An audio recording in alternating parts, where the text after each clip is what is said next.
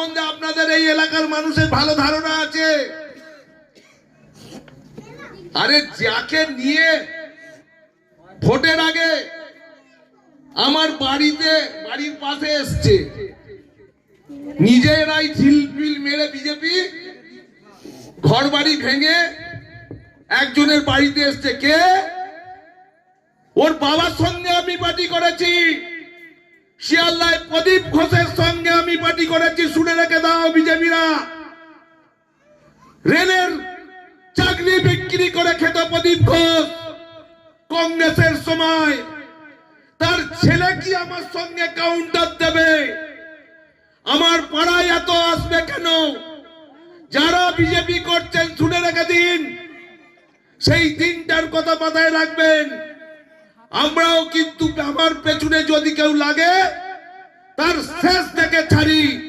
আমার কামরা অঞ্চল, আমাদের বুথে, আমার বাড়ির পাশে বিজেপি নেতাদের নিয়ে আসবেন, 2-4টে সেন্ট্রাল ফোর্স নিয়ে।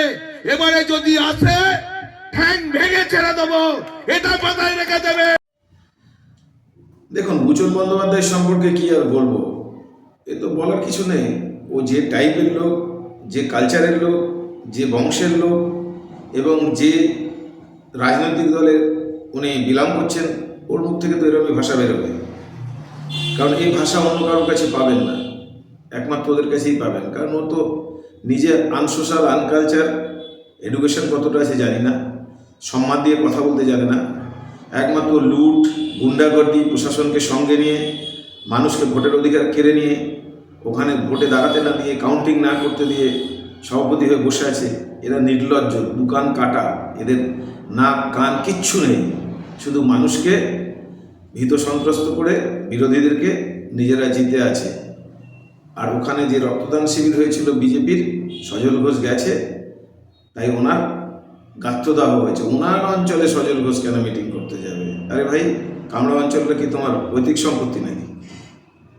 তোমার ঠাকুরদার সম্পত্তি? ওখানে কেউ যেতে পারবে না, সভা সমিতি করতে পারবে না, বজবজে ঢুকতে পারবে না, সভা সমিতি করতে পারবেন না। একটা সময় দিলীপ ঘোষ এলে ঠ্যাং ভেঙে দেবে, শুভেন্দু গেলে যাবে, মোদির সঙ্গে তুলনা। আজকে আরে ভাই, তুমি কে? কত বড় হনু, কত বড় হরিদাস, ঠ্যাং ভেঙে দেবে, বেজম্মার বাচ্চা। ভাষাগুলো কি? কোন স্কুলে পড়াশোনা করেছেন?